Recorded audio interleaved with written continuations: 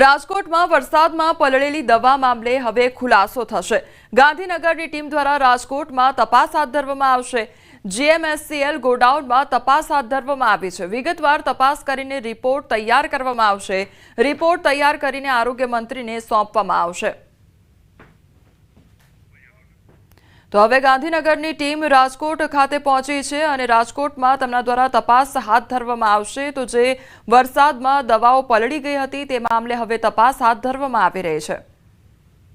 એ દરેકની તપાસ કરીશું, કારણ કે આપણી પાસે એનું એક ઈ ઔષધિ સોફ્ટવેર છે આપણી પાસે કે જેમાં રિયલ ટાઈમ તમને ડેટા મળશે। એ સ્ટોક ક્યાં ગયો છે, કઈ જગ્યાએ છે, કઈ હોસ્પિટલમાં છે, ક્યારે આપ્યો છે, કઈ ડેટમાં આપ્યો છે, કયા ટાઈમે આપ્યું છે અને કયા ટ્રક વડે અને છે એ આપણી સિસ્ટમમાં ડેટા હોય છે, એ પણ આપણે જોઈ લઈશું। જે આવનારી ટ્રકો બહાર ઊભી છે, કેટલા દિવસથી ઊભી છે, એ પણ આપણી સિસ્ટમમાં એક એન્ટ્રી થતી હોય છે। સપ્લાયર તરફથી પણ એન્ટ્રી થતી હોય છે। સુરેન્દ્રનગરમાં પાણીજન્ય રોગચાળો વકર્યો છે। સિવિલ હોસ્પિટલમાં દર્દીઓની લાંબી કતારો લાગી ગઈ છે। દૈનિક ઓપીડી કેસમાં 50થી વધુ કેસનો વધારો નોંધાયો છે। અગાઉ દરરોજ જે 400 થી 500 કેસની ઓપીડી નોંધાતી હતી તેમાં પણ દૈનિક 50થી વધુ કેસનો વધારો જોવા મળી રહ્યો છે। તેમજ ઓગસ્ટ માસમાં સિવિલ હોસ્પિટલમાં જ ડેન્ગ્યુના 6 કેસ નોંધાયા હતા। ત્યારે દર્દીઓ પણ કહી રહ્યા છે કે વિવિધ જગ્યાએ ખાડાઓમાં પાણી ભરાવાને કારણે મચ્છરજન્ય રોગચાળો વકર્યો છે, જેનો સત્વરે નિકાલ કરવા માંગ ઉઠી છે।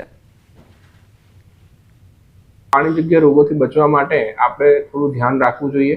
પાણી ઉકાળીને પીવું જોઈએ, હાથ ધોવા જોઈએ વ્યવસ્થિત, કારણ કે ચોમાસાના અંદર આ જે પાણીજન્ય રોગો છે જેવા કે ડાયરિયા છે, ટાઇફોઇડ છે, કોલેરા છે, હિપેટાઇટિસ છે, થવાની શક્યતા વધારે હોય છે। ત્યારે હું મારા બાબાની દવા લેવા આવ્યો હતો।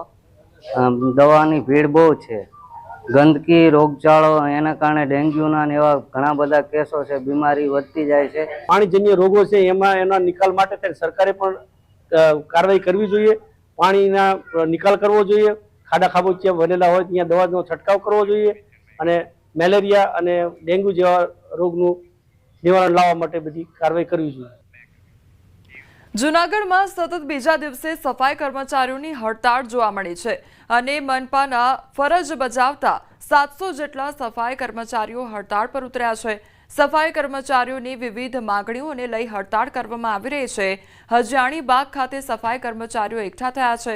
સફાઈ કામદાર યુનિયનના નેજા હેઠળ હડતાળ કરવામાં આવી રહી છે। ડોર ટુ ડોર કામગીરી પણ બંધ કરાવવામાં આવી છે। સફાઈ કર્મચારીઓ માટે સ્વૈચ્છિક નિવૃત્તિના નિયમો બને તેમજ કાયમી સફાઈ કર્મચારીઓના વારસદારોને નોકરી મળે, રોજમદાર કર્મચારીઓને કાયમી કરવામાં આવે તેમજ ફિક્સ પગારમાં સામેલ કરવાની માંગ કરવામાં આવી છે। રસ્તા પર બેસતી મહિલાઓએ વિરોધ પણ નોંધાવ્યો। સફાઈ કર્મી મહિલાઓએ રામધૂન બોલાવી પોલીસનો ચુસ્ત બંદોબસ્ત ગોઠવાયો છે। 52 વર્ષની નોકરી થઈ ગઈ મારે। 36 રીતે એવા તો ઘણા બધા કર્મચારી છે કે જેઓ ઉંમરલાયક થઈ ગયા, જેના વારસદારને લેવા માટે અમારી માંગણી છે અને અમે જૂનાગઢને સફાઈ કરીએ છીએ। જૂનાગઢને અમે બધા સશસ્ત્ર રાખીએ છીએ, પણ અમારી માંગણી પૂરી થતી નથી। અમારા કાયમી કર્મચારી છે એની સ્વૈચ્છિક નિવૃત્તિ સ્વીકારવામાં આવે, એમના વારસદારોને નોકરી આપે। કોન્ટ્રાક્ટની અંદર, ડોર ટુ ડોરની અંદર સખી મંડળમાં જે સફાઈ કામદાર કર્મચારીઓ કામ કરે છે એ રદ કરી કોન્ટ્રાક્ટ અને તેને ફિક્સમાં લેવામાં આવે। રોજમદાર કર્મચારીઓ છે, ઘણા લાંબા સમયથી કોર્ટના ચુકાદા આવેલા છે, તેવા કર્મચારીને અન્ય કોર્ટમાં નથી ગયા એવા 42 જેટલા કર્મચારીઓ છે, એને કાયમી કરવામાં આવે, આવી અમારી માંગણીઓ છે। અંબાજીમાં ભાદરવી પૂનમના મેળાની પૂર્ણાહુતિ બાદ મંદિરમાં પ્રક્ષાલન વિધિ યોજવામાં આવી। આ વિધિ પૂનમ પછીની ચોથે કરવામાં આવે છે। ખાસ કરીને આ વિધિ એટલા માટે કરવામાં આવે છે કે ભાદરવી પૂનમના મેળા બાદ મંદિરની સ્વચ્છતા સાથે પવિત્રતા જાળવવા વિધિ કરવામાં આવે છે, જેમાં જે મંદિરના ગોખમાં મા અંબેનો શણગાર હોય છે તે સંપૂર્ણ શણગાર સહિત 7 દિવસની 7 સવારી માતાજીના સોનાના આભૂષણો સહિતના તમામ દાગીના બહાર કાઢીને ધોવાની પ્રક્રિયા કરવામાં આવે છે। અમદાવાદનો સોની પરિવાર મંદિરમાં વર્ષોથી આ વિધિ કરે છે। ભાદરવી પૂનમ બાદ પ્રક્ષાલન એટલે મંદિરની સ્વચ્છતા સફાઈ માટે પવિત્ર શાસ્ત્રોક્ત સફાઈ માટેની આ પદ્ધતિ છે। એ દિવસે આખું નિજ મંદિર, ગર્ભગૃહ, સભાગૃહ, માતાજીના તમામ આભૂષણો, માતાજીના તમામ જે મૂળ યંત્ર છે તમામની પ્રક્ષાલન વિધિ ભટજી મહારાજ દ્વારા અને ભક્તો દ્વારા કરવામાં આવે છે। આ પ્રક્ષાલન વિધિમાં અમે સોના અને ચાંદીના દાગીના જોઈએ છે. સોનાના દાગીના ધોવામાં જે કંઈ ઘટ પડે એ ઘટને સરભર કરવા માટે અમે માતાજીની હારમાં જે પુતળીનો હાર કહેવામાં આવે છે એમાં એક પેન્ડલ દર વખતે ચડાવે છે. આવા ઘણા પેન્ડલ ચડાયેલા છે.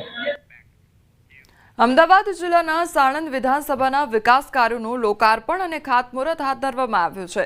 કેન્દ્રીય ગૃહમંત્રી અમિત શાહની વર્ચ્યુઅલ ઉપસ્થિતિમાં કાર્યક્રમનું આયોજન 78.15 કરોડના વિવિધ વિકાસ કાર્યોના પ્રકલ્પોનું લોકાર્પણ અને ખાતમુહૂર્ત કરવામાં આવ્યું છે. રોડ, બિલ્ડિંગ અને શિક્ષણ ક્ષેત્ર સહિત વિવિધ વિકાસ કાર્યોનું અમિત શાહના હસ્તે લોકાર્પણ અને ખાતમુહૂર્ત કરવામાં આવ્યું. આદરણીય અમિતભાઈ શાહ સાહેબ દ્વારા દિલ્હીથી વર્ચ્યુઅલી મારફતે સાણંદ વિધાનસભા વિસ્તારના વિવિધ અલગ અલગ પ્રકારના કામોનું ખાતમુહૂર્ત, ખાતમુહૂર્ત અને લોકાર્પણ થયા છે. સાણંદ તાલુકાના જે ગામડાઓ હોય એ ગામડાઓના જે રીસર્ફેસના રોડો હોય એ સાણંદ તાલુકા અને બાવળા તાલુકાના જેટલા પણ રીસર્ફેસ રોડો છે એ રીસર્ફેસ રોડોનું પણ આજે ખાતમુહૂર્ત અને લોકાર્પણનું કામ આજે થયું છે.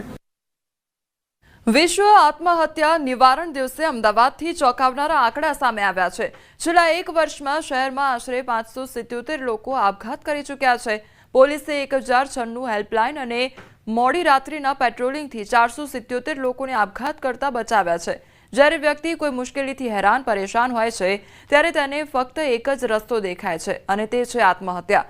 આત્મહત્યા કોઈ સમસ્યાનું સમાધાન નથી, તે મુશ્કેલી સામે નીડર બની લડી રહેવું જ સમાધાન છે.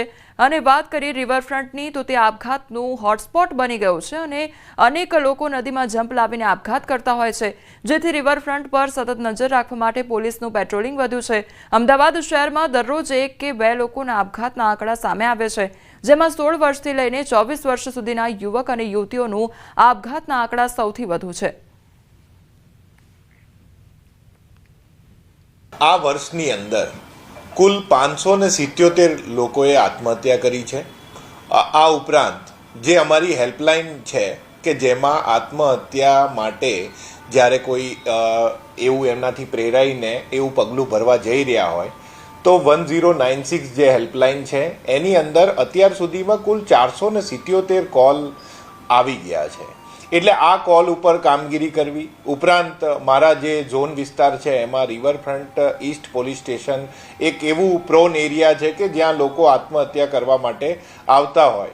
છેલ્લા 6 મહિનાની અંદર અમે 15થી વધારે લોકોના જીવ જે અમારા સતત પેટ્રોલિંગ દ્વારા બચાવેલા છે. આ બે લેવલ ઉપર હું જવાબ આપું તમને. નંબર 1 કે સુસાઇડનો મતલબ એવું કે મારી લાઈફ જેવી છે એવી મારે નથી જોતી, મારે એનો અંત લાવવો છે. અંત લાવવાનો મતલબ એ નથી કે હું મરી જ જાઉં. અંત લાવવાનો મતલબ એ પણ છે કે જેવી લાઈફ છે એ હું ચેન્જ કરું. એ કરવાથી પણ જેવી લાઈફ છે એનો અંત આવે. એના માટે જે પણ જરૂરી છે, જે વસ્તુ મને તકલીફ આપી રહી છે હું બદલી શકું છું.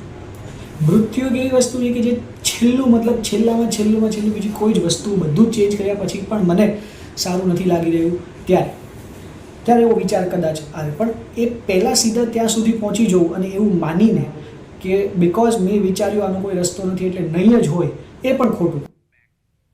અમરેલી જિલ્લાના ચલાલા શહેરમાં આવેલા RKMM બોયઝ હાઈસ્કૂલ છેલ્લા 5 વર્ષથી બંધ હાલતમાં છે. હાલ આ હાઈસ્કૂલમાં ધોરણ 9 અને 10ના 50 વિદ્યાર્થીઓ જ અહીં અભ્યાસ કરે છે. યોગ્ય જાળવણીના અભાવે હાઈસ્કૂલનું મુખ્ય બિલ્ડિંગ જર્જરિત અને ખંડેર બની ગયું છે, જેના પરિણામે આ વિદ્યાર્થીઓને પણ હાઈસ્કૂલની બાજુમાં કોમ્પ્યુટર ક્લાસના ઓરડાઓમાં બેસાડવામાં આવી રહ્યા છે.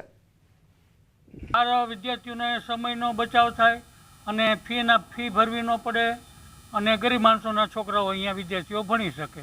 ત્યારે અમારા ચલાલાના વિદ્યાર્થીઓ બહાર ભણવા જાય છે. એક વખત 20 વર્ષ પહેલાં ચલાલામાં 25 ગામના લોકો અહીં ભણવા આવતા છોકરાઓ, બરાબર. અત્યારે અમુકના અહીંના છોકરા બહાર જાય છે. ધારાસભ્ય, સંસદ સભ્ય એની ગ્રાન્ટમાંથી નવી હાઈસ્કૂલ ચલાલાને આપે એવી અમારી માગ છે. કે અત્યારે RKM હાઈસ્કૂલ મેન્ટેનન્સ ન થવાના કારણે ભંગાર હાલતમાં ઊભી છે, જર્જરિત બની ગઈ છે. કોઈ વિદ્યાર્થી